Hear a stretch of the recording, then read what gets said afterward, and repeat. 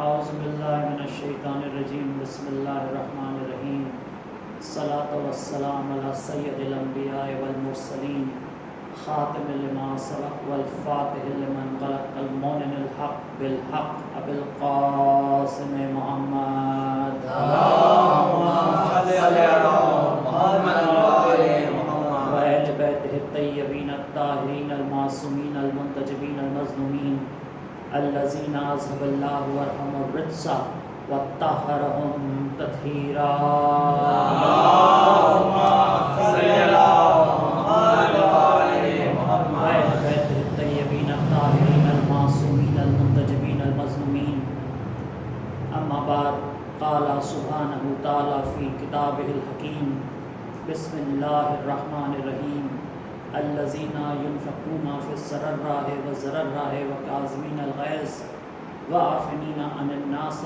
واللہ یحب المحسنین. درود بر محمد و آل محمد. اللهم صل علی محمد وعلى محمد. آج اس بادشاہ کی آمد کا جشن ہے کہ جس کے دسترخوان سے پورے سال ہم رزق حاصل کرتے ہیں. آج اس بادشاہ کی آمد کا جشن ہے کہ جو حسین جیسے امام کا 10 سال تک امام رہا. آج اس امام کی آمد کا جشن ہے جو سورہ کوثر کی پہلی تفسیر بن کر دنیا میں تشریف لائے. آج اس امام کا ذکر ہے کہ جس کے آنے کے بعد محمد رسول اللہ سے ابتری کے تانوں کو واپس لے لیا گیا. درود پڑھی محمد اللهم صل علی محمد وعلى محمد. آج اس شہزادے کی آمد کا جشن ہے جو سخاوت کا کعبہ و قبلہ ہے. جارج سیل برطانیہ کا ایک بہت بڑا مفسر قرآن ہے. اس نے سب سے پہلے انگریزی میں قرآن کو لکھا، قرآن کا ترجمہ کیا، اور کرتے کرتے جب یہ سورہ آل عمران کی اس آیت پہ پہنچا جہاں پر خدا فرماتا ہے کہ وَقَاظِمِينَ الْغَيْظَ، یہ لوگ اپنے غصے پر قابو پاتے ہیں، یہ لوگ اپنے غصے پر قابو پاتے ہیں اور انسانوں کے پر عافیت بکھیرتے ہیں اور لوگوں پر احسان کرتے ہیں، اور یہ وہی لوگ ہیں جن سے اللہ محبت کرتا ہے. تو جارج سیل یہ لکھنے پر مجبور ہو گیا کہ اس مقام پر یہ آیت صرف علی کے بیٹے حسن کے لیے آئی ہے، کیونکہ درود پڑھیں محمد. کیونکہ واقعہ یہ ہوا کہ غلام کے ہاتھ سے گرم پانی گرا، غلام کے ہاتھ سے گرم پانی گر گیا. گرتے ہی غلام گھبرا گیا اور گھبرا کے امام کی طرف دیکھ کے کہتا ہے وَالْكَاظِمِينَ الْغَيْظَ، آپ تو اپنے غصے پہ قابو پا لیتے ہیں. امام نے فرمایا میں نے تجھ پہ غصہ کیا کب ہے جو تو پریشان ہو رہا ہے؟ اب ان کے غلاموں کا بھی کردار دیکھیں، بولتے ہیں تو قرآن سے بولتے ہیں. حسن کے غلاموں کا کردار دیکھیے، زہرا کے غلاموں کی کنیزوں کا کردار دیکھیے. بی بی فضہ جب تک دنیا میں رہیں ان سے جو سوال کیا جاتا تھا قرآن کی زبان میں جواب دیتی تھی. وَقَاظِمِينَ الْغَيْظَ، وہ اپنے غصے پر قابو پا لیتے. امام نے کہا میں نے تجھ پر غصہ کیا ہی کب ہے؟ اس نے پھر آیت کو آگے پڑھا، اس نے کہا وَعَافِنِينَ عَنِ النَّاسَ، یہ لوگوں کو عافیت دیتے. امام نے سنا، مسکرایا، کہا چل میں نے تجھے عافیت دی، آزاد کر دیا. اور اس کے بعد لوگوں پر احسان کرتے ہیں. امام نے جیب سے درہم نکالے اور کہا لے جا کر جہاں گھر لینا چاہتا ہے لے لے، رہ لے. درود پڑھے محمد و آل محمد پر. حسن وہ امام ہے جس کے بارے میں کہا جا سکتا ہے کہ خطرناک حد تک سخی تھا، خطرناک حد تک سخی تھا. فرعون شام کے دربار میں جاتے ہیں اور سونے کے تھال سامنے رکھے جاتے ہیں اور یہ کہتا ہے کہ مولا آپ کو میں کچھ تحفہ دینا چاہتا ہوں. سونے کا تھال سامنے لا کے رکھا. امام نیچے اترنے لگے سیڑھی سے تو ایک شخص نے جوتی سیدھی کر دی، ایک شخص نے امام کی جوتی سیدھی کر دی.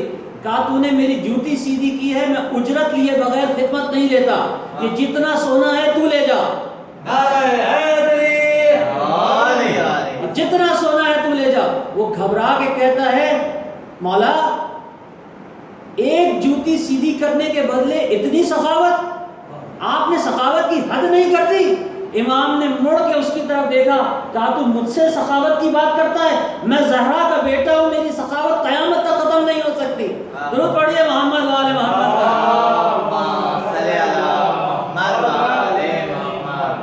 قرآن مجید میں سورہ بقرہ کے اندر ایک طویل آیت ہے جس پر میں پوری نہ تلاوت کرنا چاہتا ہوں، نہ میں اس کی پورا ترجمہ آپ کے سامنے پیش کرنا چاہتا ہوں، لیکن اس میں اللہ نے انسان کی نفسیات پر ایک چھوٹی سی بات کی، اور لوگوں کا دھیان اس طرف جاتا نہیں۔ میں چاہتا ہوں کہ یہ آیت آپ آج لے جائیں اور اسے تحفے کے طور پہ اور اسے ذہن میں محفوظ رکھیں۔ آیت کا نشان ہے 266۔ اللہ اس میں کہتا ہے کہ اگر تمہارا کوئی خوبصورت سا باغ ہو، اگر تمہارا کوئی خوبصورت سا باغ ہو، اب کمال ہے اللہ بھی ملکیت کی بات جب کرتا ہے باغ کی ہی بات کرتا ہے۔ درود پڑھیے محمد والے محمد پر۔ اس میں کھجور بھی ہوں اور اس باغ کے اندر انگور بھی ہوں، اور تم اس باغ کو سینچو اور سینچتے سینچتے سینچتے بوڑھے ہو جاؤ، تم بوڑھے ہو جاؤ، لیکن بوڑھے ہونے کے بعد مسئلہ یہ ہو کہ تمہیں کیسا محسوس ہوگا کہ تمہاری اولاد بھی تمہاری طرح ضعیف ہو جائے، ذریت ضعیف ہو جائے۔ یہ الفاظ ہیں آیت کے۔ اگر ایک شخص ہیں، آپ سوچئے ایک شخص ہیں، وہ ضعیف ہیں اور وہ آپ سے ایک صاحب کا تعارف کراتے ہیں، کہتے ہیں یہ میرے بیٹے ہیں، میں تو ضعیف ہوں مگر یہ اتنے ضعیف ہیں کہ ان کی تو کمر جھکی ہوئی۔ تو اللہ کہتا ہے کہ یہ وہ صورت ہے جو کسی انسان کو پسند نہیں آتی۔ ہر انسان یہ چاہتا ہے کہ اگر اس نے کوئی باغ بنایا ہے، اگر اس کی کوئی ملکیت ہے، تو وہ اپنے سے طاقتور اولاد کے حوالے اس کو کر کے جائے، اپنے سے صحت مند اولاد کے حوالے اس کو کر کے جائے، تاکہ وہ اولاد اس باغ کا خیال رکھے، تاکہ وہ اولاد اس باغ کا خیال رکھے۔ اب آپ یہ سوچئے کہ ملکیت دے کے کون جاتا ہے، چیز دے کے کون جاتا ہے؟ جس کو اس بات کا یقین ہو کہ یہ چیز میری ملکیت ہے، تبھی میں اس چیز کو اپنی وصیت میں داخل کروں گا۔ آپ اسلام کے جتنے بھی بادشاہوں کے نام اٹھا کے دیکھ لیں، کوئی ایک بادشاہ نہیں ملے گا آپ کو جس نے اپنی وصیت میں یہ لکھا ہو، جس نے اپنی وصیت میں اپنی اولاد سے یہ کہا ہو کہ اسلام کا خیال رکھنا۔ کوئی بھی ایسا نہیں ہے سوائے مولا علی کے، سوائے مولا علی کے۔ مولا علی وہ واحد بادشاہ ہیں کائنات کے جنہوں نے اپنی وصیت میں یہ لکھا کہ میرے تقوی کا خیال رکھنا، میری نماز کا خیال رکھنا، حج کا خیال رکھنا، مساکین کا خیال رکھنا، زکوٰۃ کا خیال رکھنا۔ کس کا خیال رکھنا؟ اسلام کا خیال رکھنا۔ بھائی وصیت میں اسی چیز کو شامل کیا جاتا ہے نا جو ملکیت ہو۔ تو مولا جان رہے تھے کہ اسلام سوائے میرے کسی کی ملکیت نہیں ہے، اسلام سوائے میرے کسی کی ملکیت نہیں ہے۔ کائنات میں اسلام کے ٹھیکیدار آتے رہیں گے، مالک صرف میں ہوں۔ اسلام کو میں نے سینچا ہے، یہ وہ باغ ہے جسے میں نے سینچا ہے۔ اور قرآن کیا کہتا ہے؟ اس باغ کو طاقتور اولاد کے حوالے کر کے جانا۔ کتنے مطمئن تھے مولا علی، حسن جیسے طاقتور کے حوالے اسلام کو کر کے جا رہا ہوں۔ درود پڑھیے محمد والے محمد پر۔ یہ وہ حسن ہے جس نے اسلام کی خاطر بڑھ بڑھ کر جنگیں کی، اور جس کو گرانے کے لیے، جس کو قابو کرنے کے لیے، اور کیا طاقت تھی امام حسن کی؟ امام حسن کو اپنی طاقت پر ناز تھا، بلکہ امام حسن کو ہی نہیں، مولا علی کو امام حسن کی طاقت پہ ناز تھا۔ مولا علی کو امام حسن کی طاقت پہ ناز تھا۔ جب کسی نے مولا علی کو کسی اور کے ذریعے للکارا، یعنی مولا علی کو سامنے جا کے للکارنا ممکن نہیں تھا، تو خط بھیج بھیج کے للکارا جاتا تھا۔ جب کسی نے مولا علی کو خط بھیج کے للکارا تو آپ کو معلوم ہے مولا علی نے جواب کیا دیا؟ مولا علی نے خط پڑھ کے کہا یہ میرا مقابلہ کرے گا، یہ میرا مقابلہ کرے گا، یہ جانتا ہے میں کون ہوں۔ یعنی مولا علی کو کہنا چاہیے تھا میں وہ ہوں جس نے مرب کو مارا، میں نے انتر کو مارا، میں نے در خیبر کو اکھاڑ دیا، میں نے احد میں رسول کو بچا لیا۔ لیکن مولا کیا کہتے ہیں؟ یہ میرا مقابلہ کرے گا، یہ جانتا ہے میں کون ہوں، میں حسن کا باپ ہوں۔ ضرور پڑھیے محمد والے محمد۔ بنی ہاشم کے جتنے جوان ہیں سب کو جنگ کرنا مولا عباس نے سکھایا ہے، صرف مولا عباس کو جنگ کرنا امام حسن نے سکھایا ہے۔ اور امام حسن نے اپنے فضائل پڑھتے ہوئے خود کہا کوئی میرا مقابلہ کیا کر سکتا ہے؟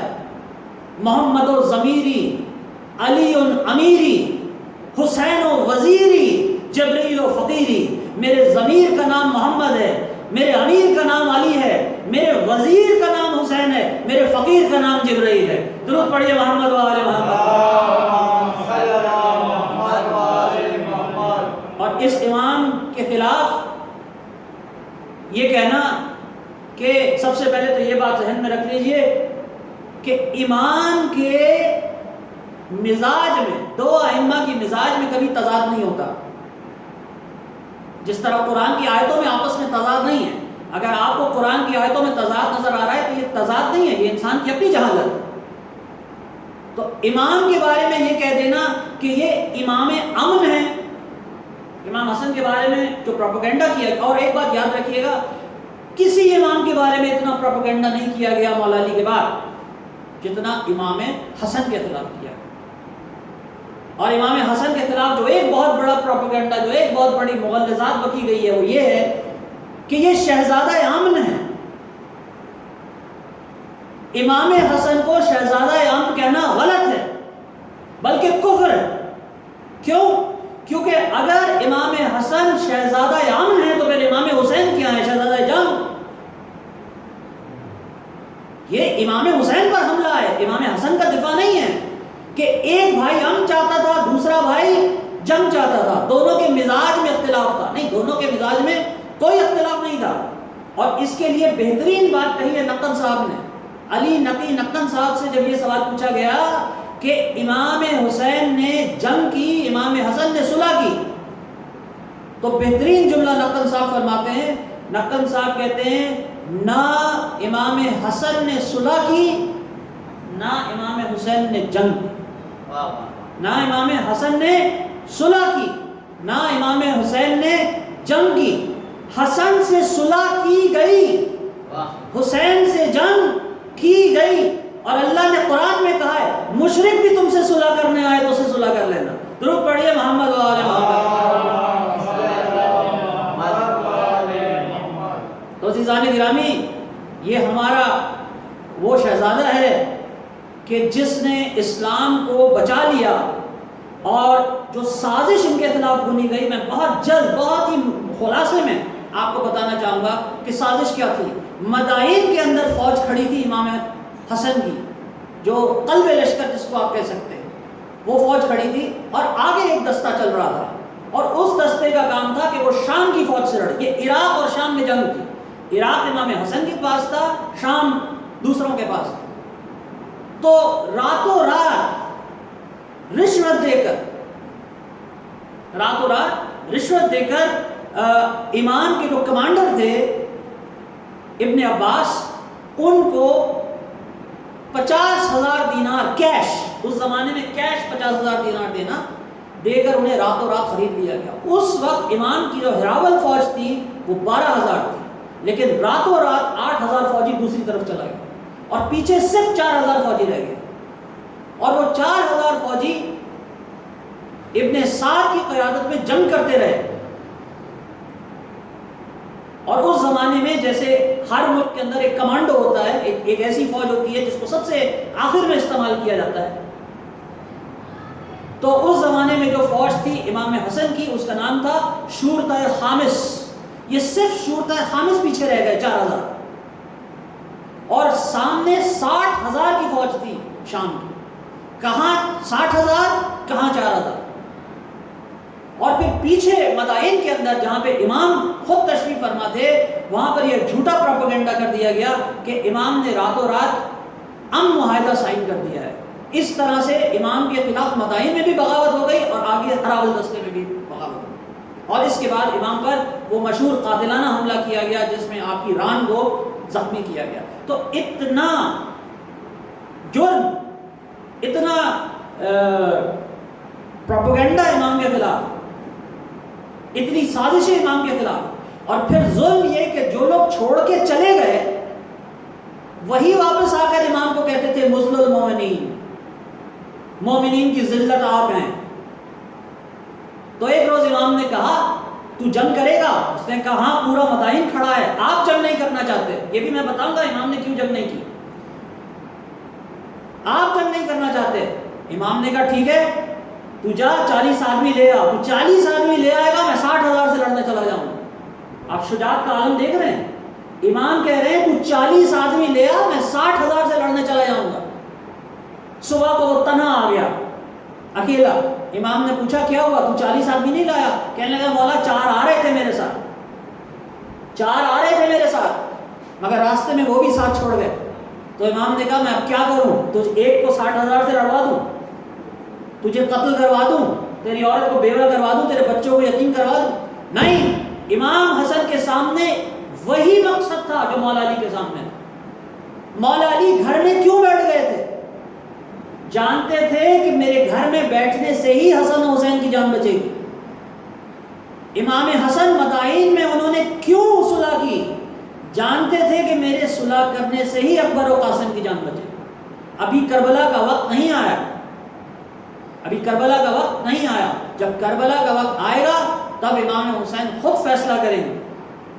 اور امام حسین اور امام حسن یہ 2 شہزادے ایسے ہیں جن پر ہر مومن کا، ہر مسلمان کا جو خوش عقیدہ مسلمان ہے اس کا یہ یقین ہے، وہ یہ کہتا ہے کہ دنیا و آخرت میں یوں رہتے ہیں چین سے، دنیا و آخرت میں یوں رہتے ہیں چین سے، کھانا حسن سے ملتا ہے، پانی حسین سے. محمد والے محمد پہ بلند کر